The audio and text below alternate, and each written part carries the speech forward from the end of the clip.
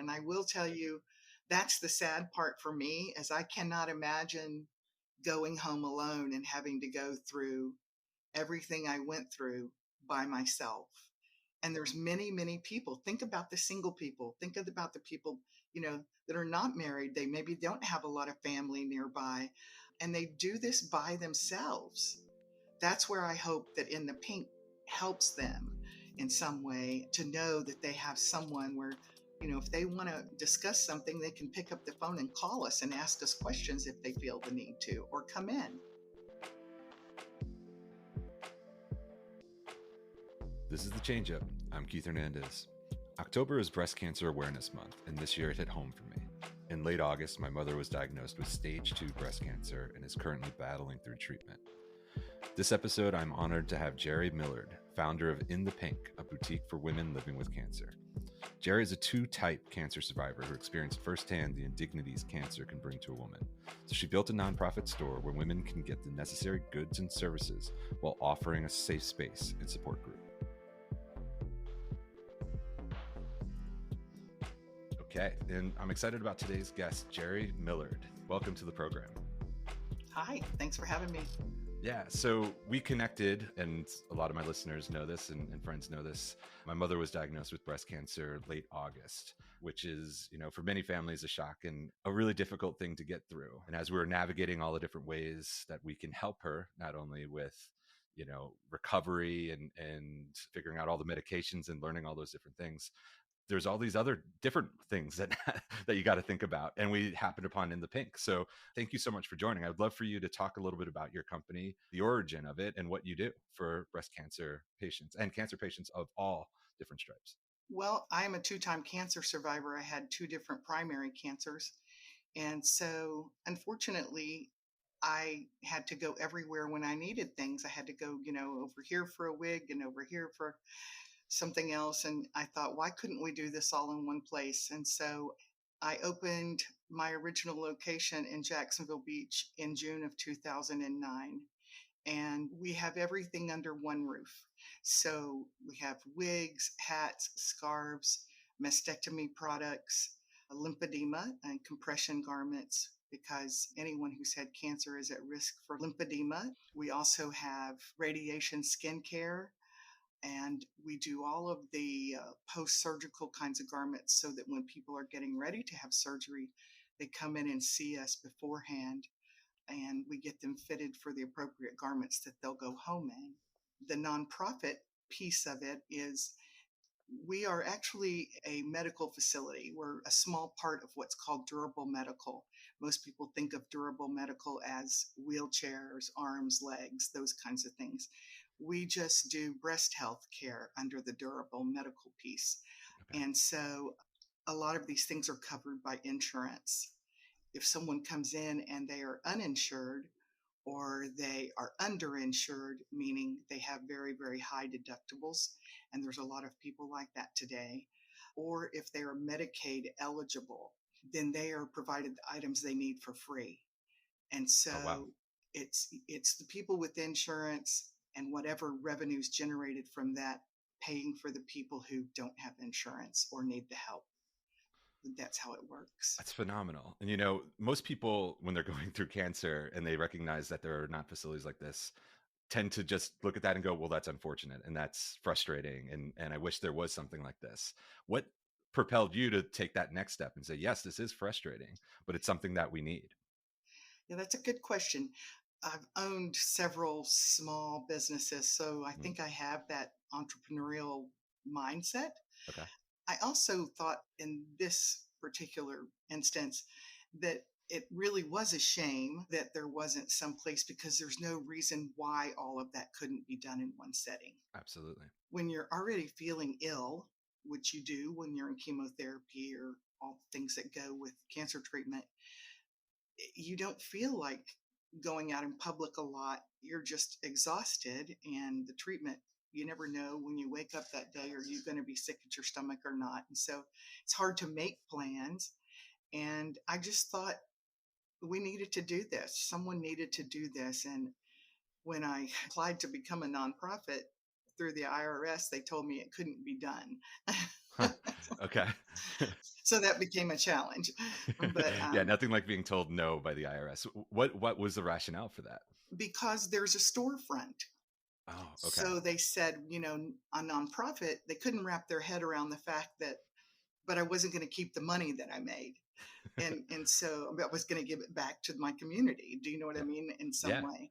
And it was interesting because the person who was responsible for my case, she was a very, very nice woman. And she said, but I have to sell this to a committee. And, Mhm. every week they would sit down and she'd go through this and they would say, I just don't think that that can be done.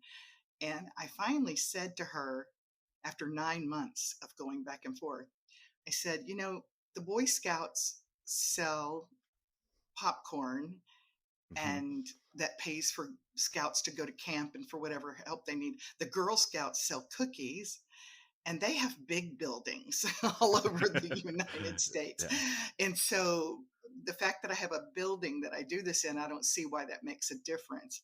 And as soon as she presented it to them that way, I had my nonprofit within days. So it was just one of those matters of coming up with some kind of analogy that they could wrap their head around. That's amazing. I think I get the answer on this, but why was it important for this to be a nonprofit versus a for-profit store? Well, I looked at the industry itself, and there's very little profit within the industry of what all we provide.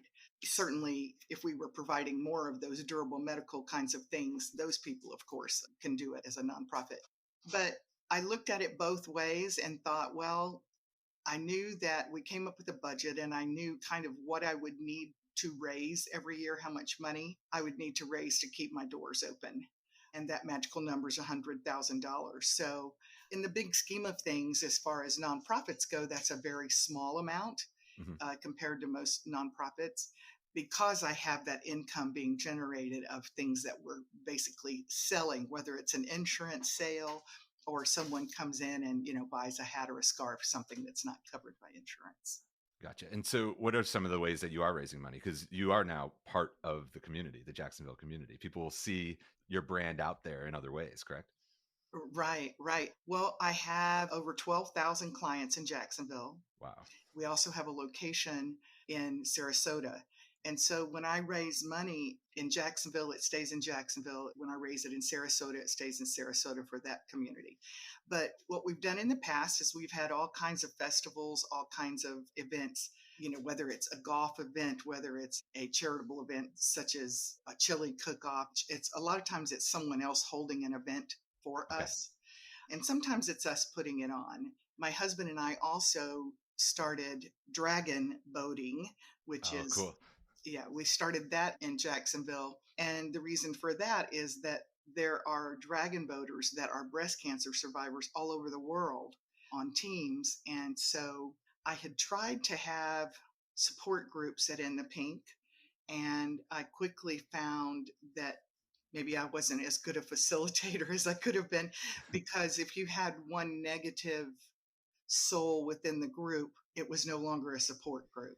Yeah. It became a group where everybody's complaining about things. And I thought, well, this is not exactly what I intended it to be. So we were looking for other ways that you actually are supporting each other. Right. And I tell you, when my breast cancer dragon boat team gets in a boat together, it's a pretty powerful thing.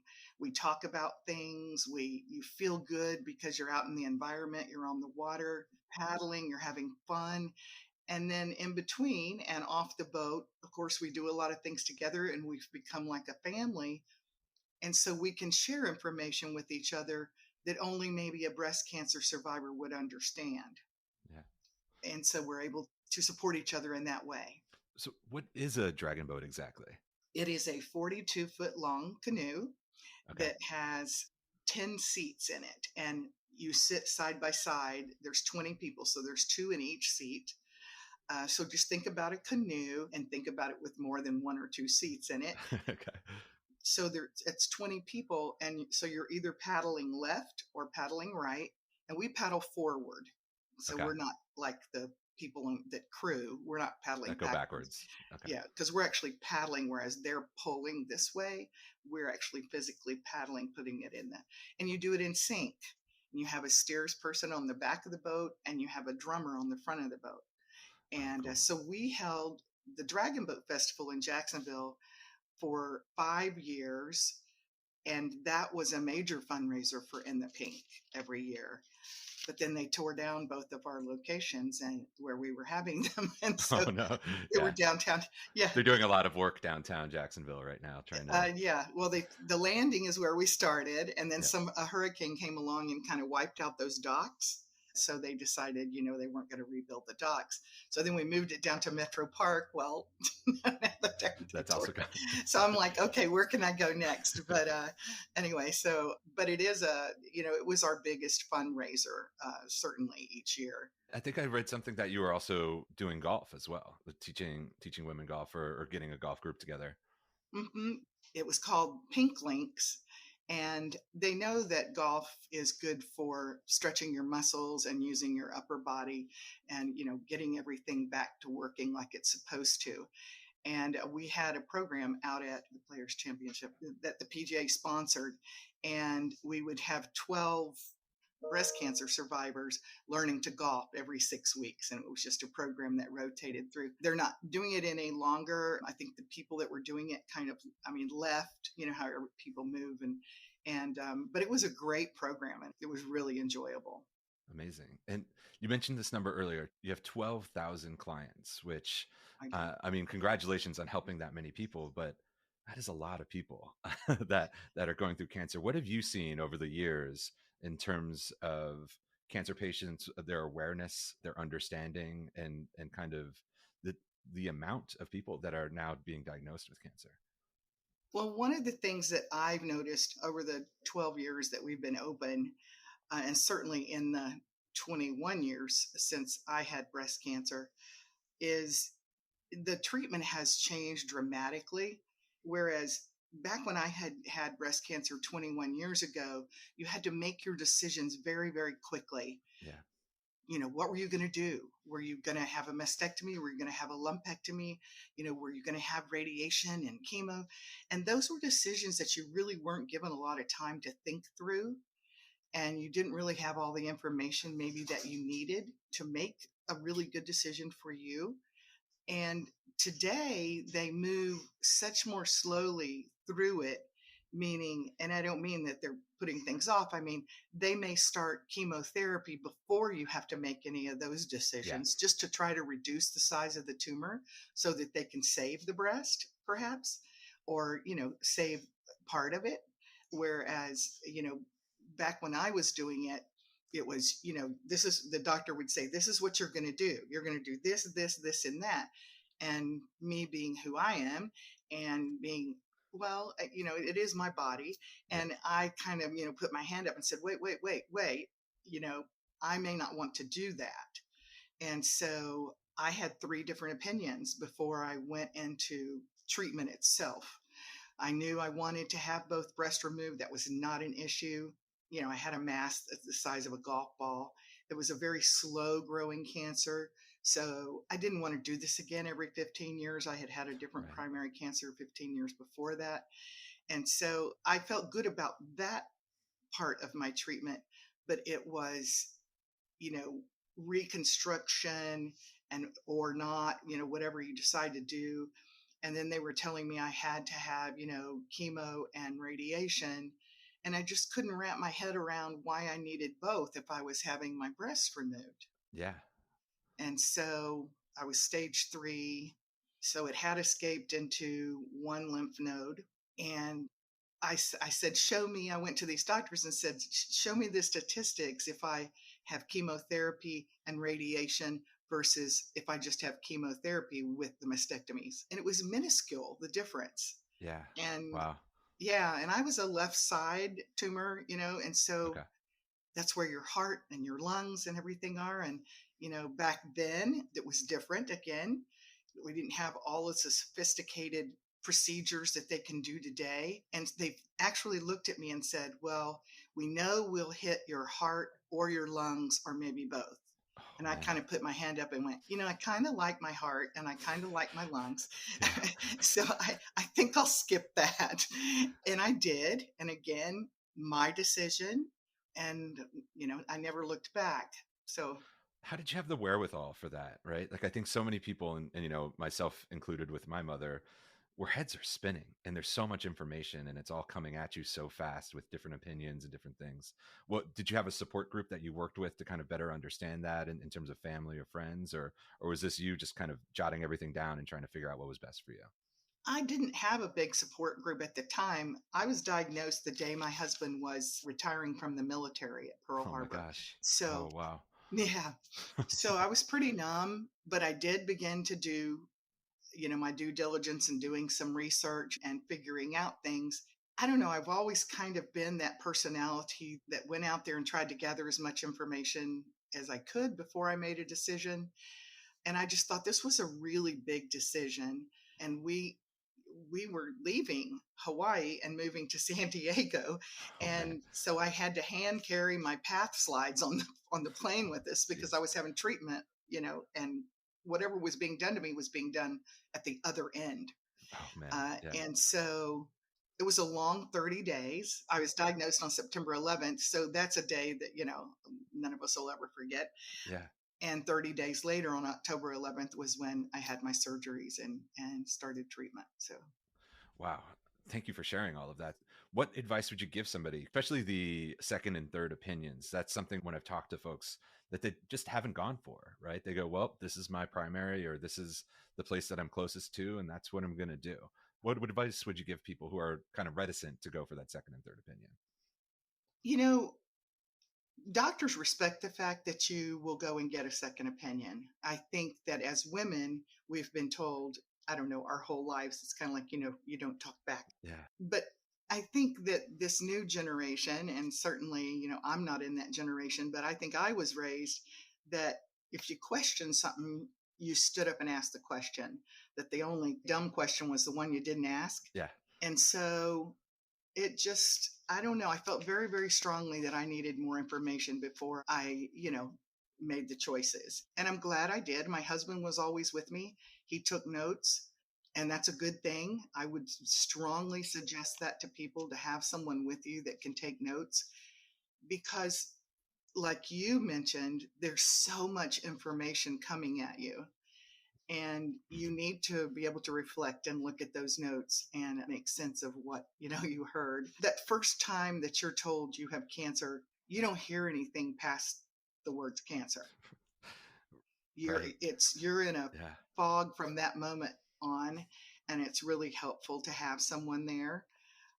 So I strongly suggest that when people have had a biopsy and they're going in for that information, that they have someone with them. It's a little disappointing to me. I hear stories, of course, with that many clients. I have, I think, 12,000 here and about 7,000 in Sarasota. And so I've heard every kind of story that there is, just about, I think. It's not information that I think you should be given over the phone. And I really do feel like you need a little more personal Agree. connection than that, looking someone eye to eye when they tell you that you have cancer. Unfortunately, many of my clients tell me that, they got a phone call and were told. Oh, man. And I think I don't know. I don't know. I just don't see that as the appropriate way to be given that information. It's really personal information and really tough. And you have a lot of questions right then.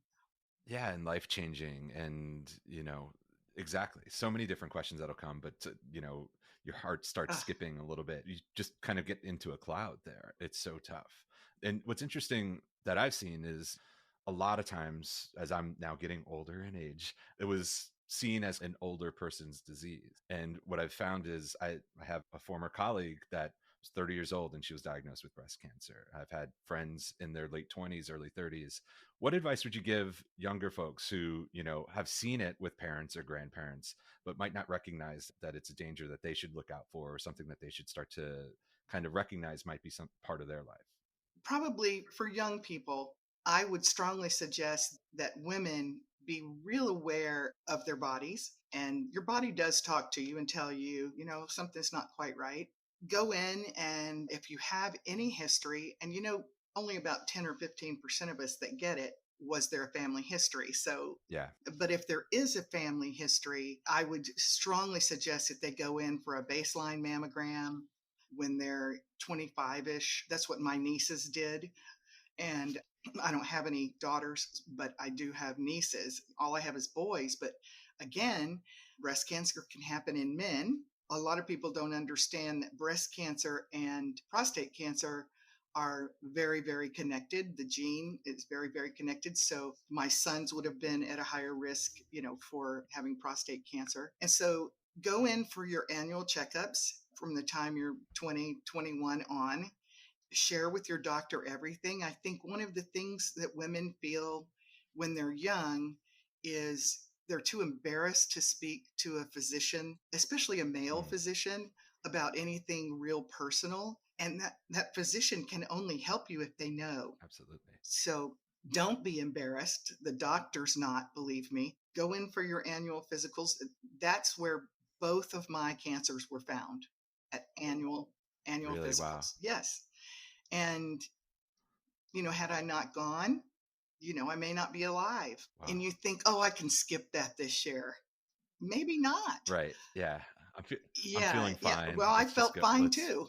Sometimes you don't, Yeah. by the time you feel bad, it may be too late. That's the issue. Yeah. And so the earlier we can catch these things, the less impactful it can be on your life. You may be able to save certain things. You may be able to, have a minimal procedure compared to a very large procedure. The treatment may be completely different. I've had clients as young as 16, and I do see clients with all kinds of cancers. And a lot of money has been spent on research for breast cancer. I'm also on the Florida Breast Cancer Foundation Board of Directors. And so, I sit in these rooms with all these really brilliant scientists and researchers, all these physicians, and I'm just a layman, but it does help me understand the disease better. Yeah. We don't know. I mean, there's so many different kinds of breast cancer.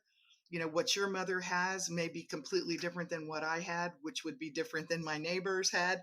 And so you can't really compare notes on, when you're going to lose your hair, when you're going to when those things, because now everything is so personal and so individualized as compared to when I went through it, which is a wonderful thing, by the way. Yeah. I think some of the, stigma, I would say 20, 30 years ago, a lot of people didn't share that information outside of their close family and friends. And now, because of a lot of the different things that are happening in the public world and public sphere, people are a little bit more comfortable sharing the news and sharing what they're going through. But there still is a little bit, and this is where your company's coming in to help, of helping people through those hard times, right? I think right off the bat, I saw, when people share an overwhelming groundswell of support on Facebook or Twitter and saying, hey, we're there with you, which is fantastic. And then also at the end of it, I've battled and I've won, and there's a big congratulations. But there's that middle part where a lot of that work is done with the family and the friends and not that large social community. And that's where you're coming in. What do you see during that period, during kind of those hard middle periods where people are halfway through treatment or, still a month or two away from getting the mastectomy or the double mastectomy? Fear is probably the biggest thing I see. And I think when they can come into a safe space, this is not a medical facility. It's a little house, everything, it's got a sofa, and it's a very comfortable space.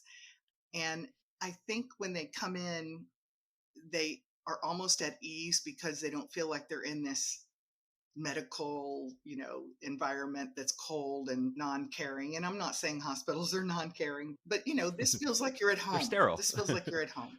We say the word sterile for things Right. because of hospitals. It is sterile because of COVID. Yeah. And that takes a lot of work, keeping all that cleaned up. But fear is the biggest one that's in their eyes. They come in, they may have just found out and their doctor has sent them over, because a lot of what we do is counseling. Though we're not a certified counselor, I have a degree in educational psychology, but that's a little different. But at least I have some psychological component to draw on. But they need to tell their story.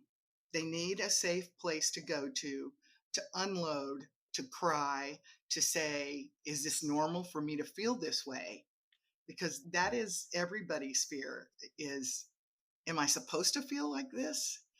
And you are. I mean, and there is no right or wrong. Everybody moves through it in their own time and in their own way. I do know clients who have never shared outside maybe their husband the fact that they've had any kind of cancer.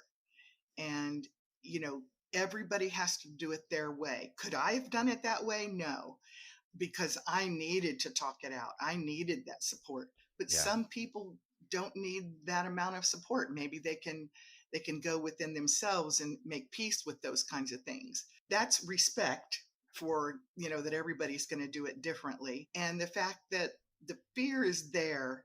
And when I can show them, and I see this happen on a daily basis, if they come in and all they've heard about is, okay, they're probably going to have a mastectomy. What am I going to look like at the end of that?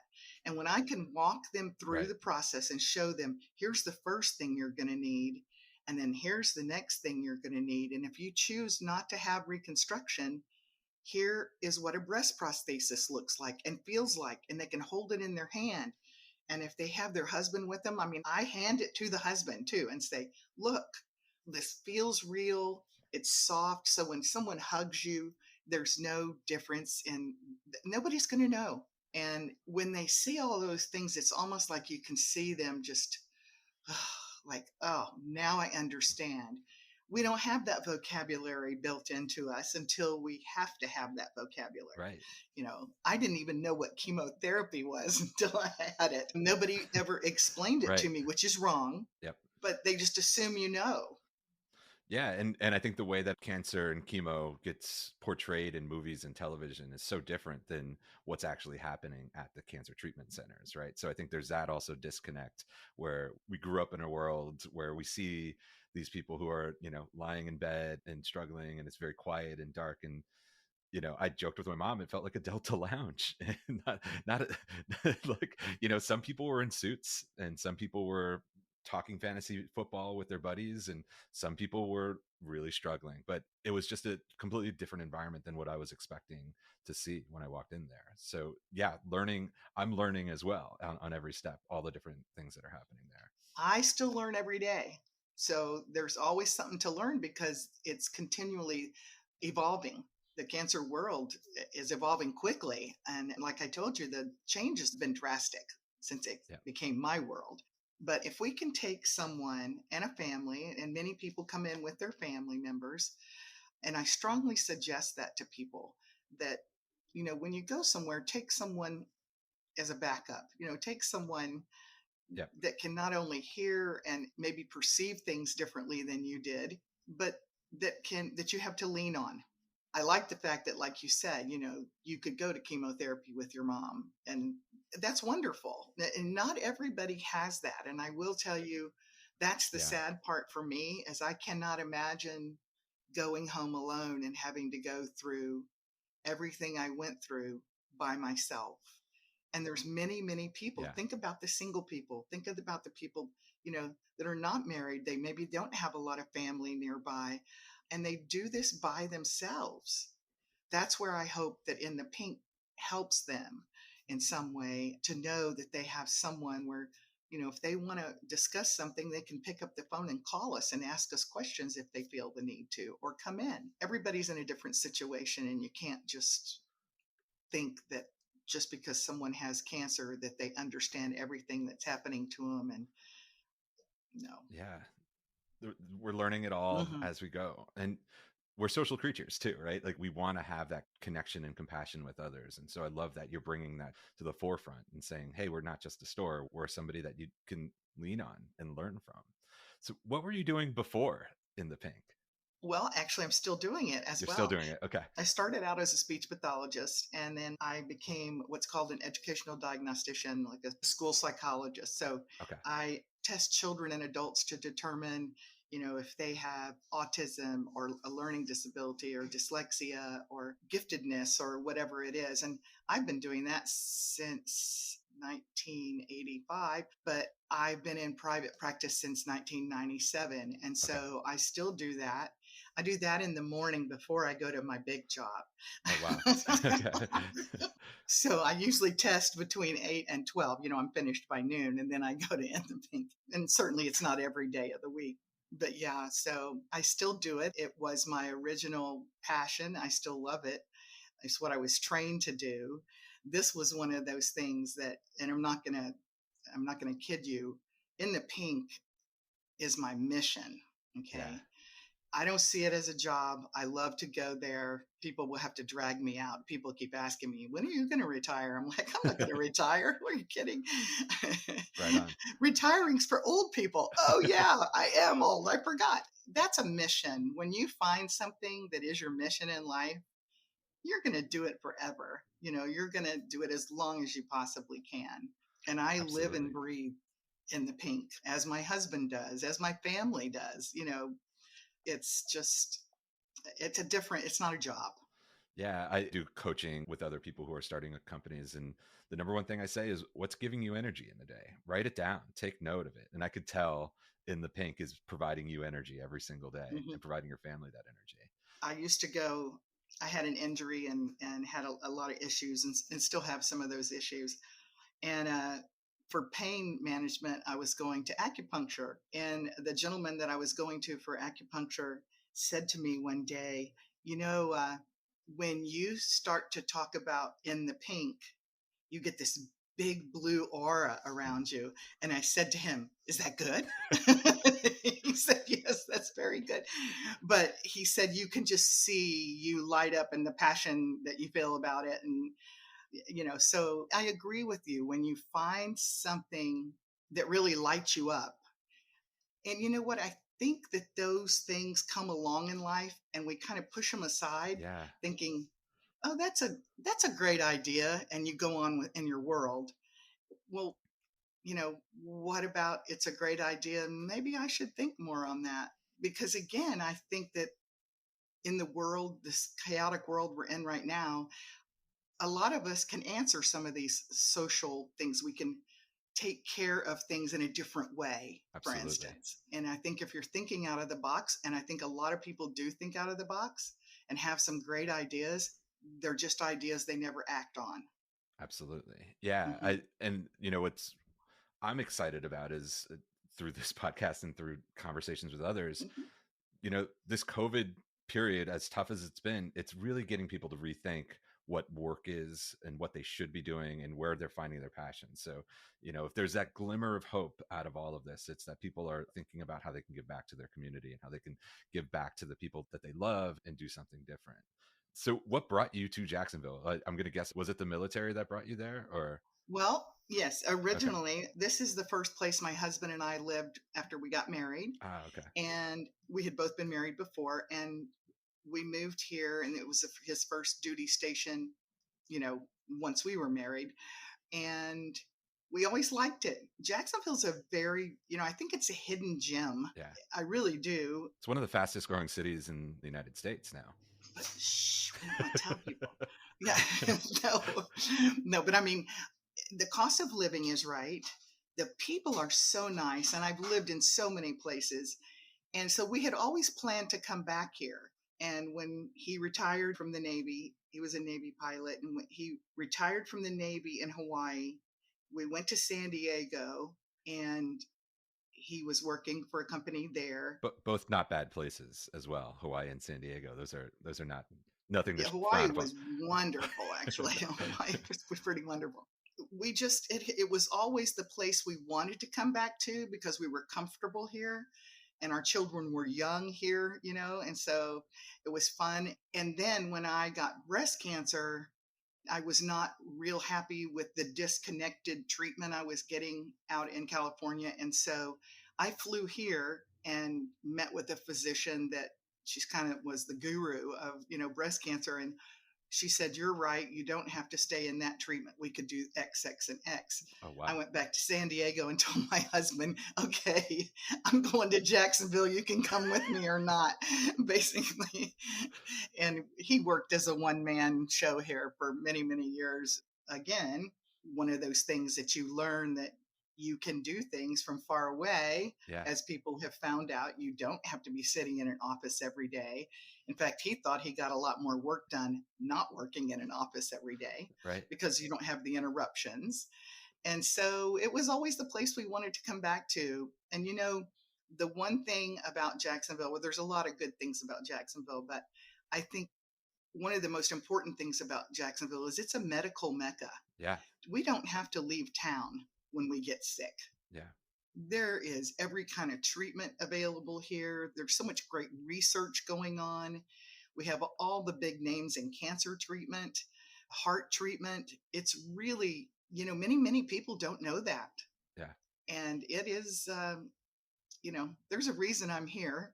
And I moved back to be with some superior doctors and great medical treatment. And I have never regretted coming here.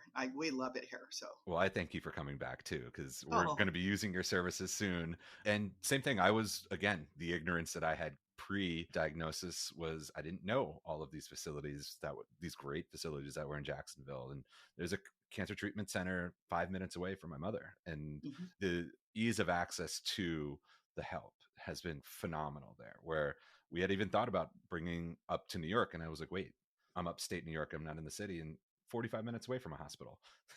That wouldn't help her at all. So, Right. so those types of things too, in terms of where you're getting the help and the specialists and having that work there. Where did you grow up? I grew up in Corpus Christi, Texas, Oh, another okay, cool. military Navy town Yeah, yeah. Okay. on the water. Were you a military family or just I happened to? was not, Okay. but very similar town to Jacksonville. You know, beach, weather's similar. One of the things I was going to tell you, it crossed my mind a little while ago, and then I didn't mention it, is you talk about being in a maybe far away from a treatment facility or far away from being able to get services that you might need. One of my biggest goals, and has been probably since about the third year that I was open, is I wish that I could have an in the pink, everywhere, Yeah. but you can't. I would love to have a mobile in the pink Oh, cool. because we have so many rural areas where it's very difficult for people to get in to get the wig or to get the mastectomy bras and the mastectomy prosthesis and the skin care that they need for the radiation so they won't burn. And I know that I could do that in a like a motorhome size Hmm. facility because I know what things are needed by everybody. And so one of my big goals is to fund a mobile in the pink so that I can go to the outlying areas, maybe their hospital, park in the parking lot, have a certain day of the month that I always go there and see people on a schedule.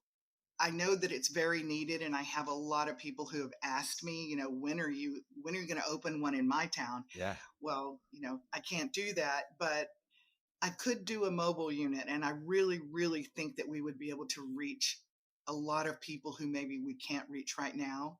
There are a lot of people out there who don't drive, Right. and public transportation is not really huge in the outlying areas. How do you get Absolutely. from one of these little tiny towns into Jacksonville for everything if you don't drive? You're Right. dependent on someone else, and I would love to fund that. And so, if there's anyone out there listening to your podcast who has connections to an RV that Yeah. that we could transform into this, I love that idea so much. That's such a cool idea. I think it would be very, very helpful to a lot of people.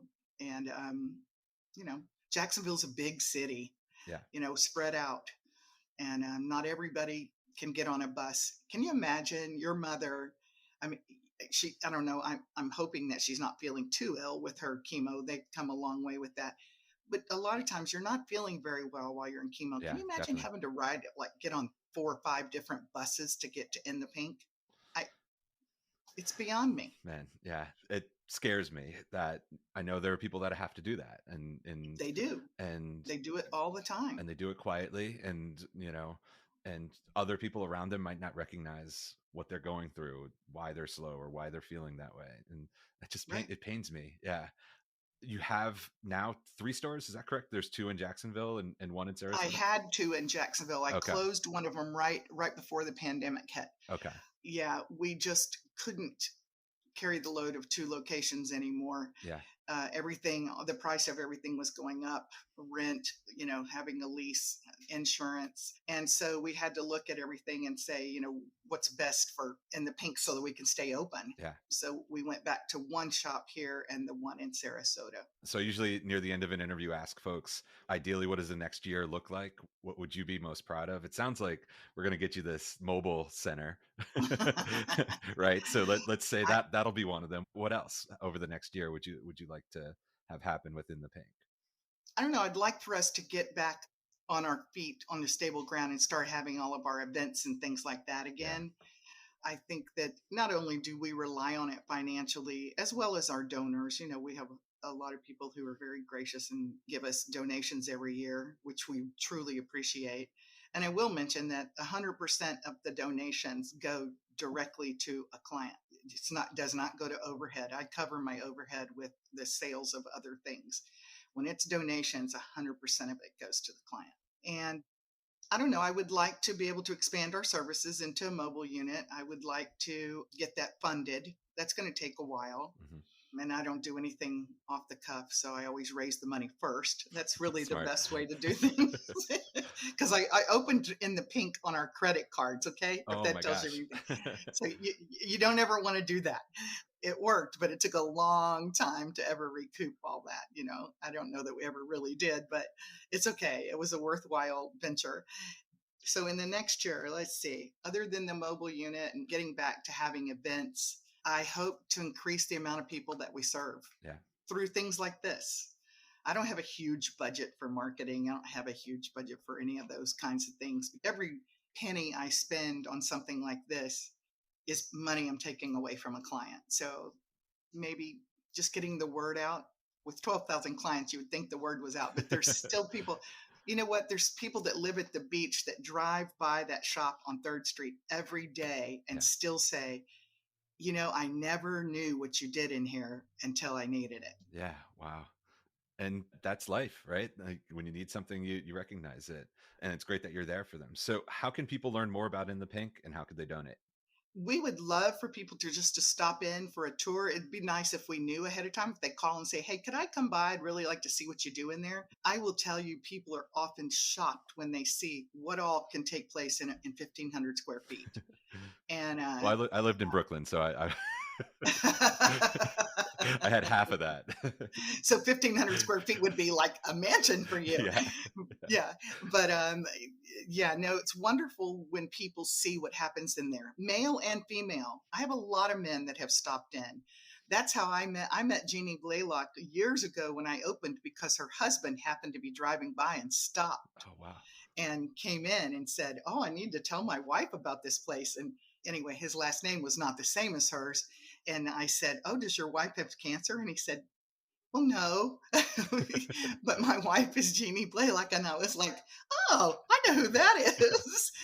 And so she has just been a jewel and really helped us through the years. And we've done some things together to raise money. Great. Yeah. So we love for people to come in and see what we do. Okay, great. Is there a website that they can go to? www.jaxinthepink, JAXinthepink.com. It's really should be .org. I do own that one too. But so many people will never think about using an org. Right. And that's the only reason I use the .com, is because more people are used to typing in .com. Yep. Yeah. And I know we touched on this around halfway point, but I'd love to kind of reiterate it. What should people do? It's Breast Cancer Awareness Month. What should people be doing this month to better understand breast cancer and better understand their body so that they can be aware of these things? They should be doing breast self-exams when they're in the shower, and they should be calling and scheduling for a mammogram sometime soon, and don't put it off. And they should be talking to their kids about it, especially women, talking to their daughters about it and letting them know if there's any history in their family, because genetically there are a lot of people who are prone to it because of genetics. In many, many cultures, those things have not been talked about a lot because it was held very, very privately.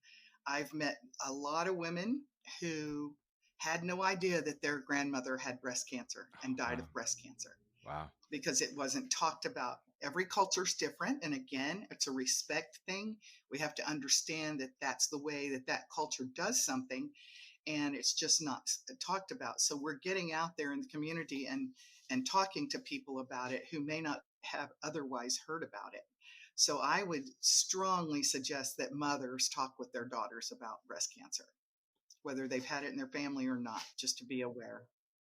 Jeri, thank you so much for your time today. Thank you so much for what you're doing for the community. And I look forward to meeting you so soon. Yeah.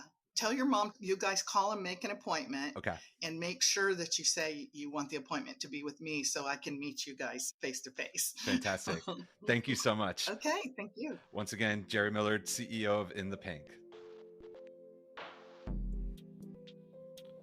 Thank you for listening to The Changeup, produced by Elena Weedland, with original music by Rodney Hazard. If you liked what you heard, we'd appreciate your support by liking, sharing, leaving a comment, and subscribing wherever you listen. Thanks once again. Until next time.